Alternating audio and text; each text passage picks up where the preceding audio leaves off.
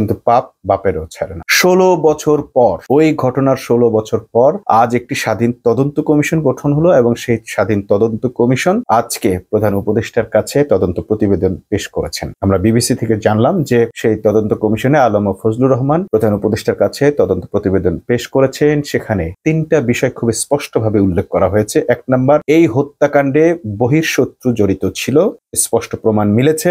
এই হত্যাকাণ্ডে আওয়ামী লীগ জড়িত ছিল, সাংগঠনিকভাবে, রাজনৈতিকভাবে, দলীয়ভাবে, দলগতভাবে আওয়ামী লীগ জড়িত ছিল, সেটির প্রমাণ মিলেছে। এবং ফজলেনুর তাপস ব্যক্তি হিসেবে জড়িত ছিলেন, সেটিরও প্রমাণ মিলেছে। হত্যাকাণ্ডের সময় তাপস কয়েকজনের বাহিনী নিয়ে ভিতরে ঢোকেন, কিলিং মিশনে যান এবং কয়েকশো জনের এবং হত্যাকারীদেরকে তিনি পার করিয়ে এনেছিলেন, বাঁচিয়ে এনেছিলেন বা তাদেরকে পার করে দিয়েছেন।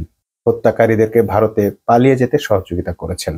এমনকি পুরো হত্যাকাণ্ডকে ধামাচাপা দেওয়ার জন্য, তদন্ত প্রভাবিত করার জন্য, মিথ্যা তদন্ত রিপোর্ট করার জন্য, সঠিক তথ্য এবং আলামত নষ্ট করার কাজে এই বাহিনী ব্যবহৃত হয়েছে। এমন একটি প্রতিবেদন স্বাধীন তদন্ত কমিশনের পক্ষ থেকে আলম ও ফজলুর রহমান আজ প্রধান উপদেষ্টার কাছে তুলে দিয়েছেন।